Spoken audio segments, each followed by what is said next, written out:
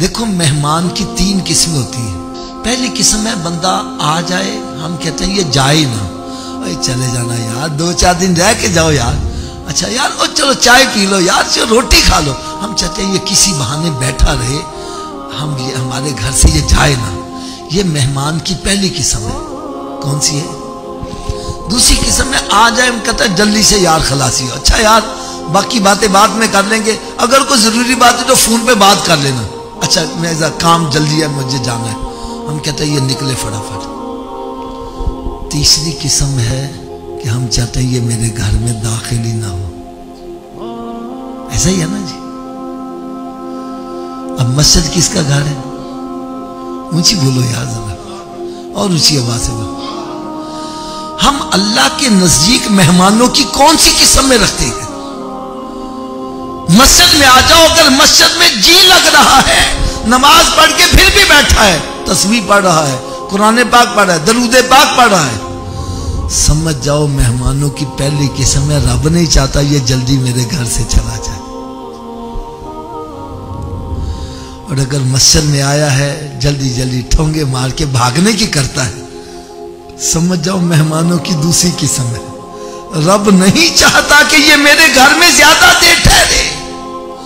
اور جو مسجد میں آئے نظارہ, یار اس کو اپنی قسمت میں رونا چاہیے کہ وہ اللہ کی نظر میں اتنا گر گیا ہے کہ رب تعالیٰ اس کو اپنے گھر میں داخل ہونے کی توفیق نہیں دے رہا. یہ بات اچھی طرح ذہن نشین کر لو, بندہ اپنی ہمت سے مسجد میں نہیں جا سکتا, جاتا ہے تو رب کی توفیق سے ہی جاتا ہے. یہ بات صحیح ہے یہ غلط ہے؟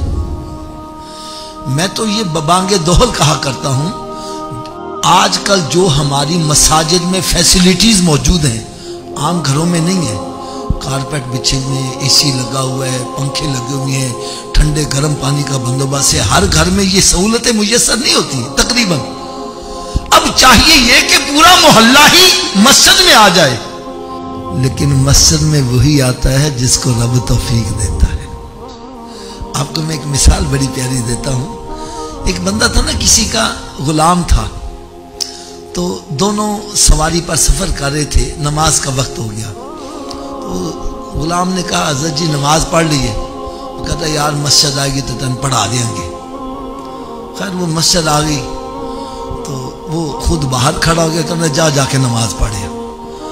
اس نے نماز شروع کی, کچھ سرور آنا شروع ہو گیا, کچھ رکوع لمبے ہو گئے, کچھ سجدے لمبے ہو گئے, کچھ تسبیح پڑھنے لگ پڑا. وہ باہر کھڑا پریشان, وہ آواز دیتا ہے اوئے او باہر نہیں آ رہا, اوئے تینو کنے اندر پھاڑ لیا وے جڑا تینو باہر نہیں آن دے رہا.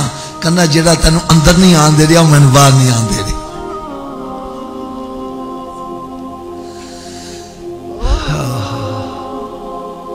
تو جو مسجد میں نہیں جاتا وہ اپنا کمال نہ سمجھے, بلکہ اپنے اوپر روئے کہ وہ اللہ کی نظروں میں اتنا گر گیا ہے کہ رب تعالیٰ اس کو اپنے گھر میں داخل ہونے پسند نہیں فرما رہا. دین کی بات پھیلانا صدقہ جاریہ ہے. ثواب کی نیت سے ویڈیو کو شیئر ضرور کیجیے. جزاک اللہ.